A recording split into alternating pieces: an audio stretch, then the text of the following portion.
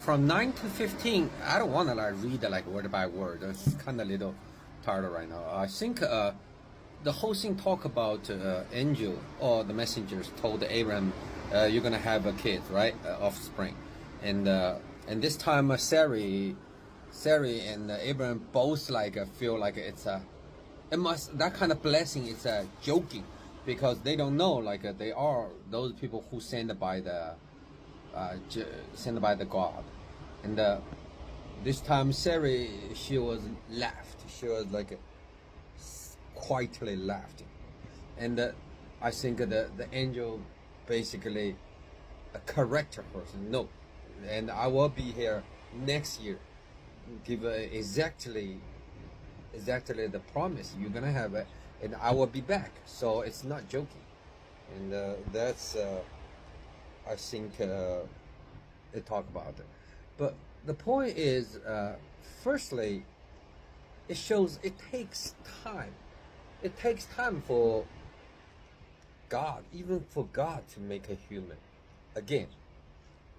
Because you can't do it like, okay, you will have a kid right now. No, you will have a kid next year, right? Next year. Also, all those things because of what? Because of Sarah she doesn't have a menstrual anymore, right?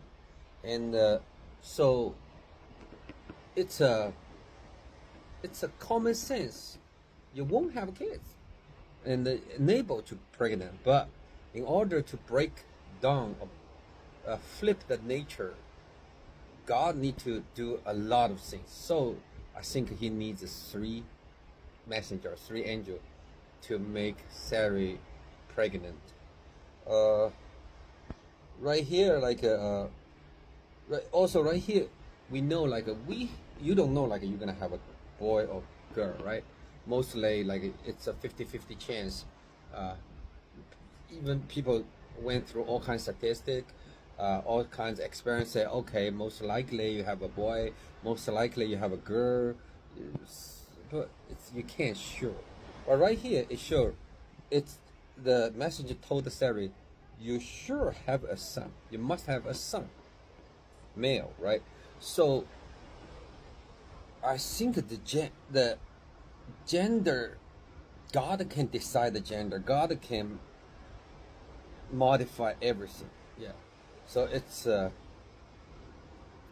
think it's kind of like programming. At the very far beginning, he can program and he can define everything. Also, I just feel interesting about why the angel keep correcting, Sarah. Yes, you did laugh. Sarah was afraid, so she lied and said, "I did not laugh." In here, I don't think it's a big issue, right? Sarah lied. Oh, I laughed and I didn't laugh. So what's the matter? What's the matter? Say so. If I admit, oh yes, I did laugh, what? It make you more like holy? Doesn't matter. And it even didn't say Sarah admit she's wrong. The person just, okay, you did laugh. So I didn't see it make much sense for this. It doesn't need to. You're gonna make Sarah pregnant anyway, right? So disregard she's laugh or not. Disregard she lied or not. So this sentence, I kind of feel it tried to make sense. Tried to make sense, but instead of that, it make no sense. Yeah. Only makes sense is firstly Abraham and Sarah don't know who those three people are. So that's the reason Sarah was hiding behind the tent to listen to their conversation. Then after she knew, right? After both knew, and they feel like those nomads, those messengers, their blessing, it's kind of like it's too much. It's exaggerate because they don't know they don't know the real situation. So she left. That's all I can think at this moment.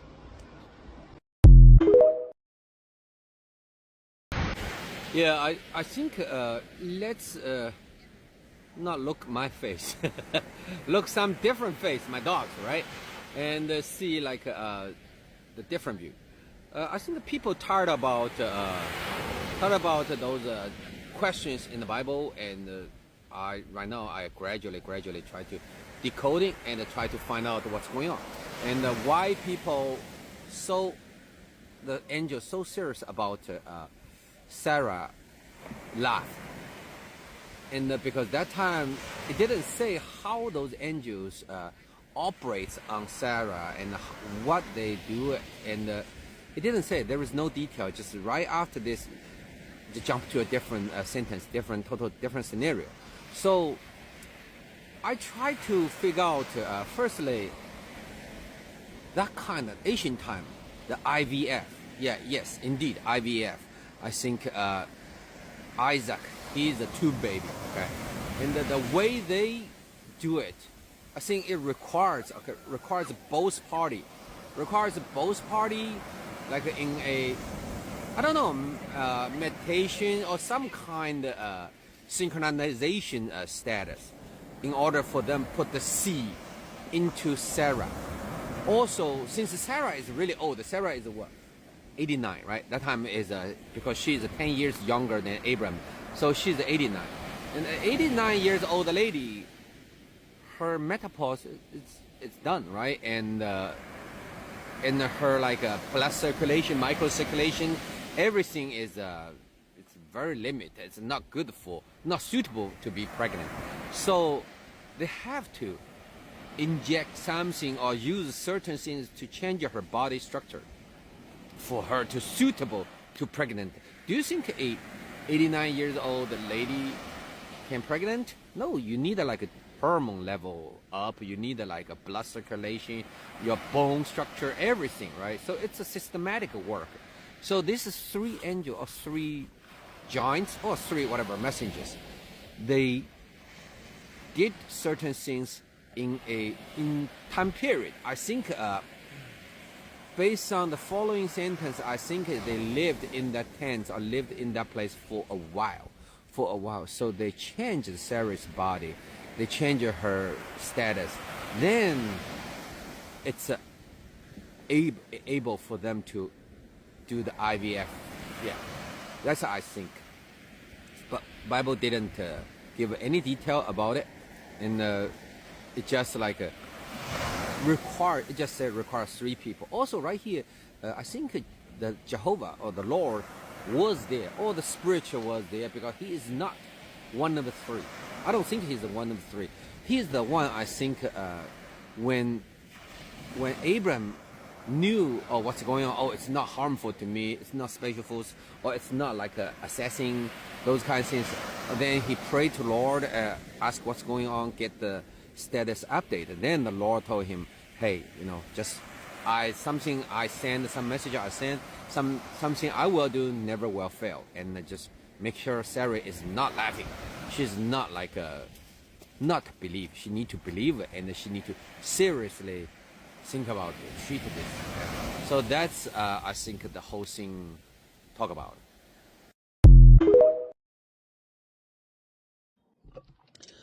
Yeah, after IVF for the Sarah,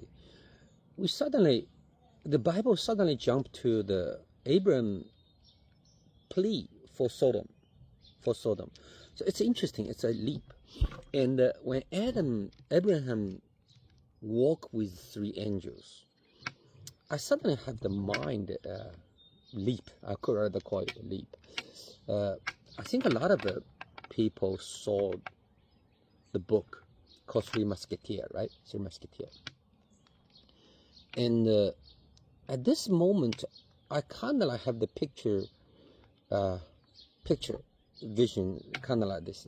Abraham, he's kind of like a D'Artagnan, the 3 Musketeers. The firstly, he is a young boy from northern France, right? It's a farmer boy, and he's a friend like Porthos, Aramis, whatever. All those are musketeers, and they kind of like start a beautiful journey. So I don't know why this is in my mind, but at this time I try to say is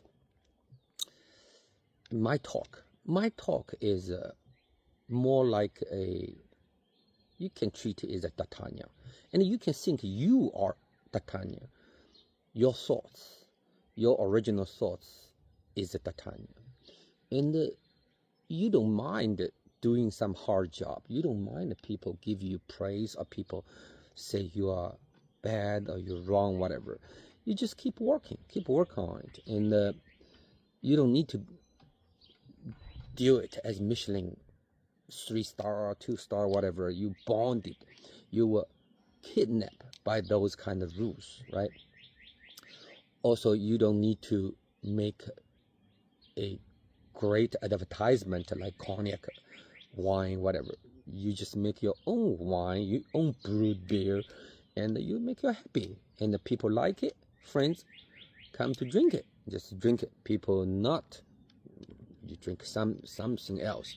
So that's what I expected my talk, or that's what I expected. You can free your mind to get a better attitude, better angle, or the mind to listen my talk and to listen your talk. I want to hear what you think, and so we can have more interact between each other, better than just a famous pastor or whoever give a big preaching and make you so excited, make you cry, make you sad, make you lost yourself. And you know what? Kind of like you have a big diarrhea. After that, you feel empty. Then you're looking for more food. You're looking for more big talk, looking for more excitement. No, it's to seek the truth, to understand the truth is you step by step, and every step you on your own ground, on your own thoughts, and it's kind of like you burn the lights, you set up the lights inside of you. If people keep give you torch, people give you flashlight, when battery run out, you don't have it anymore. So you are scared. You're looking for something else, right? Looking for another lighting things. But if set the fire inside of you, even there is a little bit of light, you're not afraid of dark anymore. Because what? Because the light will be with you 24/7. That's the way of original thoughts, I think, is to lighting yourself.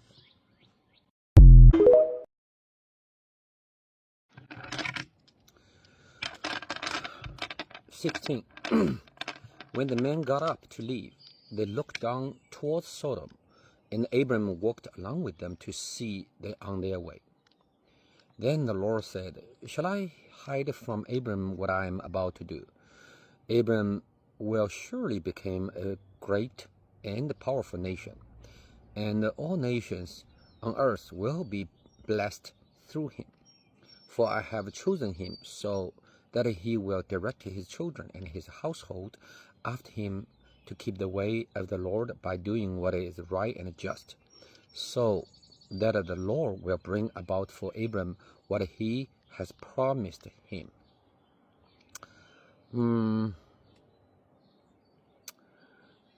Before I did before I'm doing this analysis, and I'm still thinking it's interesting.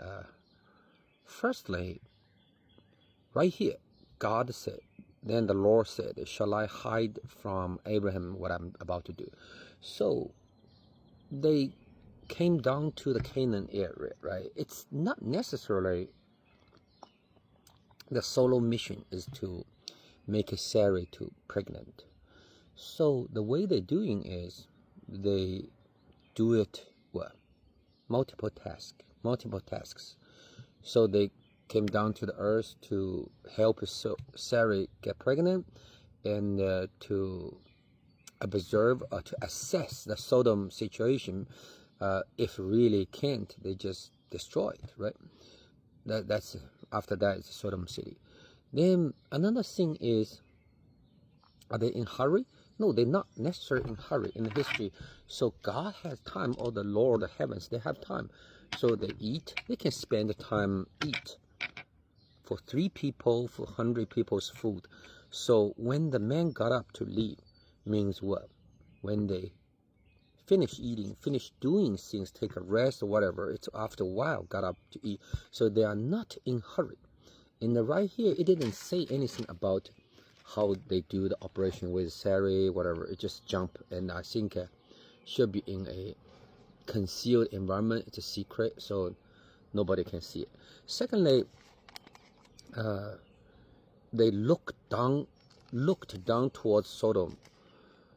It's pretty far, right? It's a couple 200 miles, or I think 200 miles or 100 miles away. So what can you see as normal human being? You look a couple miles, that's the farthest you can do in a desert. But for the giants, or for those God's messengers, they showed their intention towards Sodom, that direction. And so Abraham bring the curiosity. Why? Firstly, Sodom is the enemy of him, right? Remember previous chapter, the king of Sodom actually ambushed him.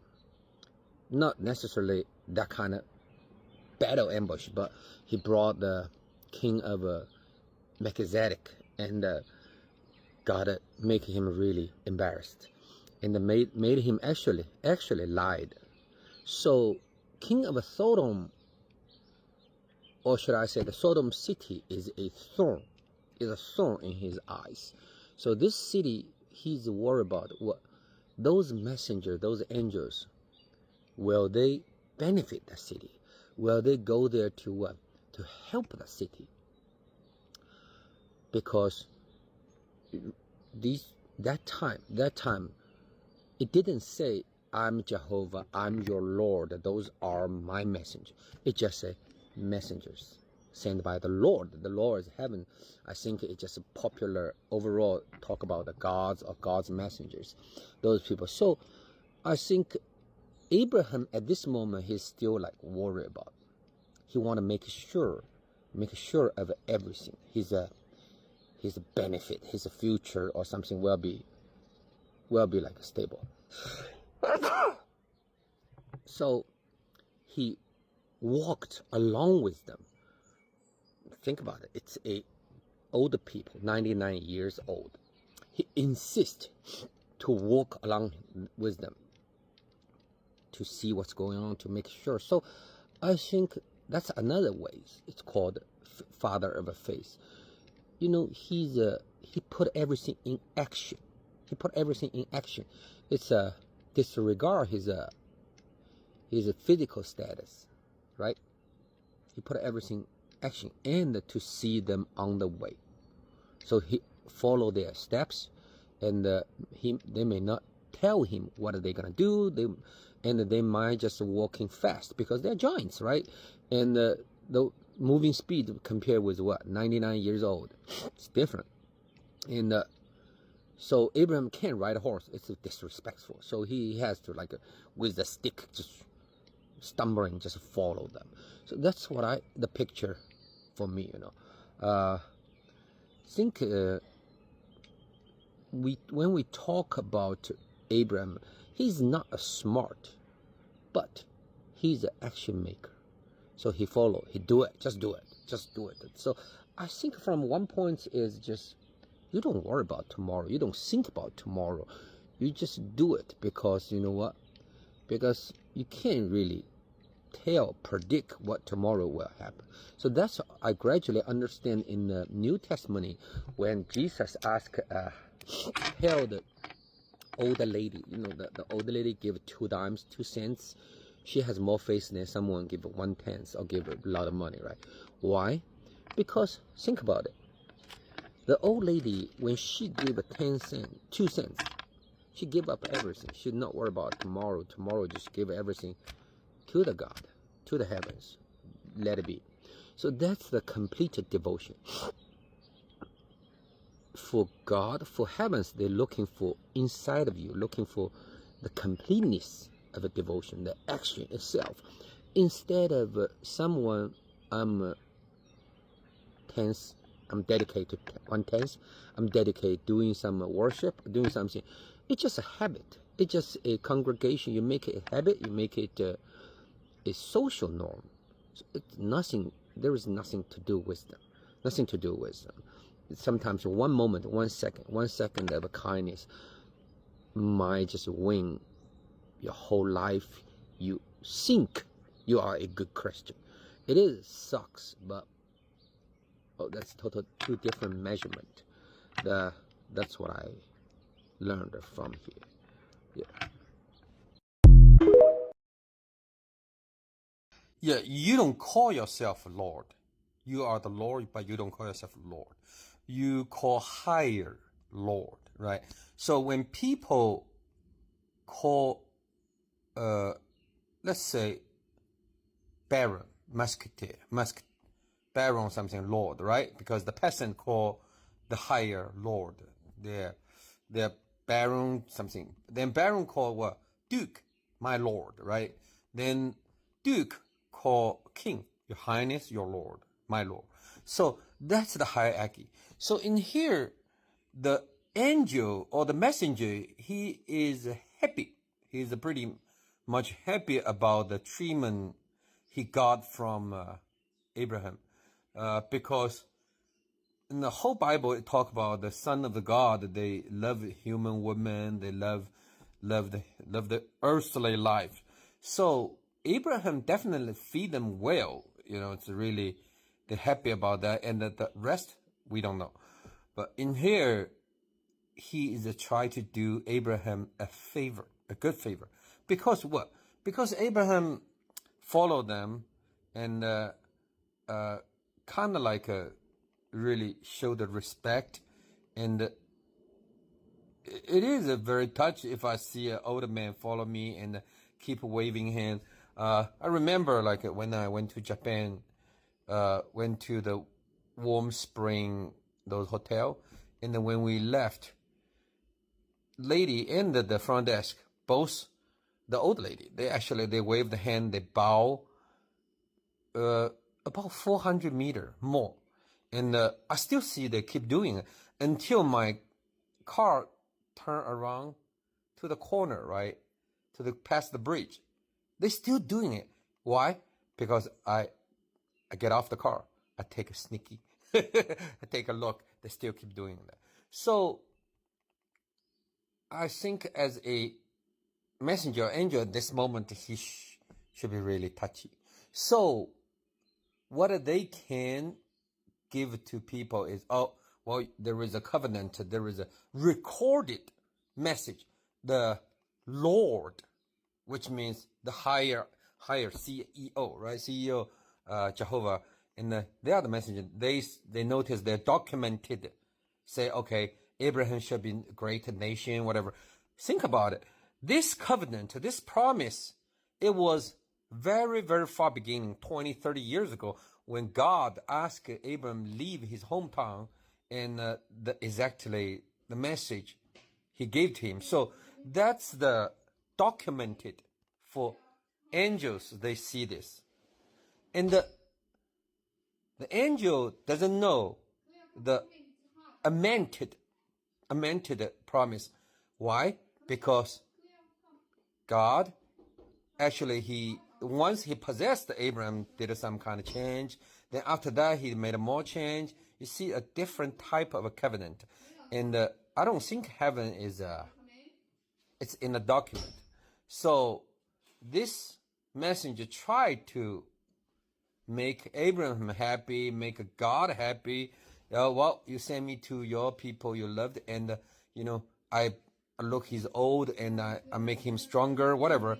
I bless him, right? So that's I think the message in here. I shall fulfill the covenant. But is this the final covenant that God tried to keep? You don't know. The reason is, I think in here God tried to give up Abraham. He just said, okay, I make you peacefully go back to your ancestors, right? And he gonna make a new plan with Isaac. And the way God, or his second plan, actually made a cause and a consequence later, because angel, he presents heavens.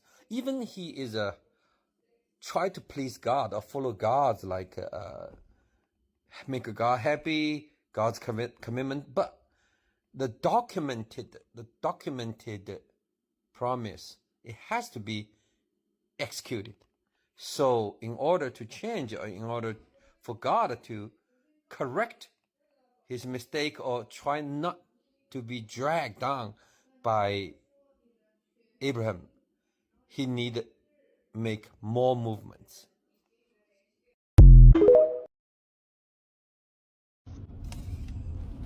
Yeah, in here we need to ask the question, to look the statement deeper. Why the angel will bring up the God's blessing, God's promise? Is there any reason he feel guilty about it? Because he said, okay, we shouldn't hide all the plan from Abraham, right?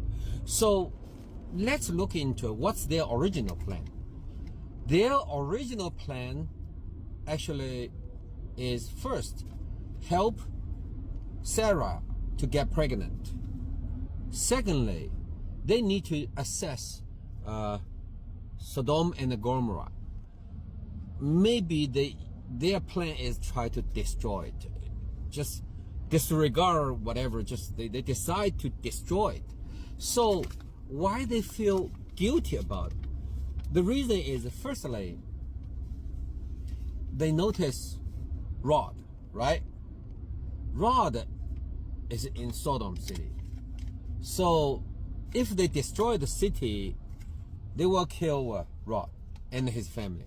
So Abraham will not happy, will sad.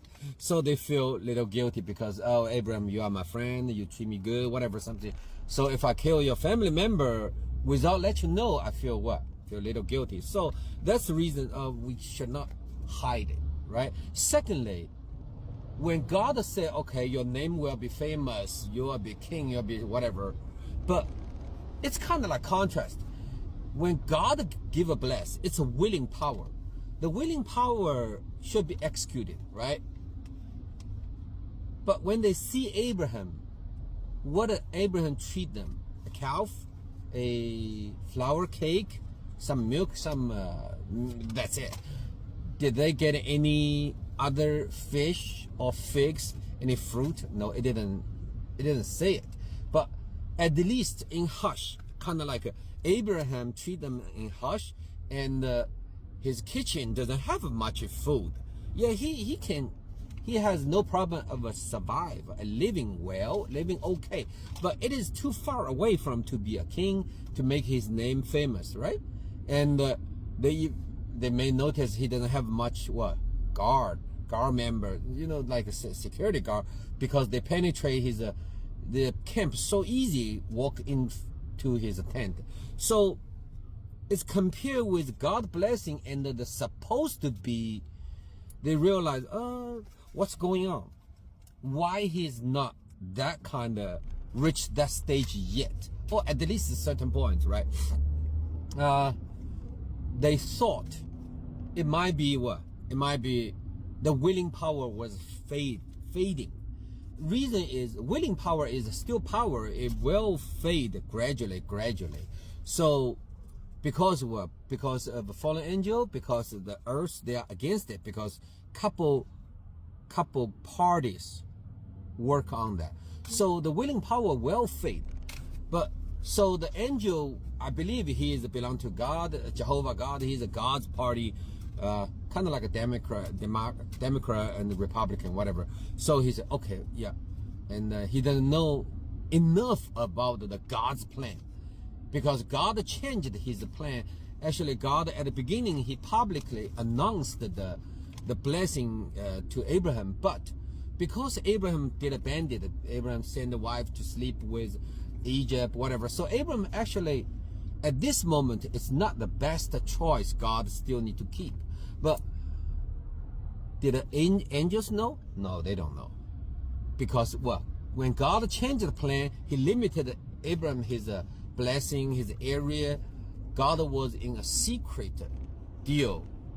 Remember the previous one? God possessed Abraham and made a deal after the sacrifice, right?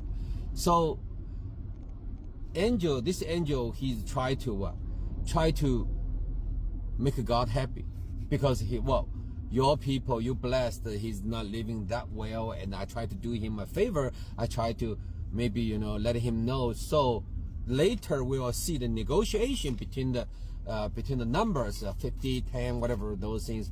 Also, we will find out that that's the possible number of Sodom and I think we call it the margin of error, right? Because in the last of I think a revolution, talk about how many tribes God need to keep, the numbers, it showed like a very small number. So it's we'll find that later. But in here we just found out the motivation of angel, why he does this. He emphasized again and again, and he did favor to Abraham. So that's what I try to look deeper for the statement. Okay.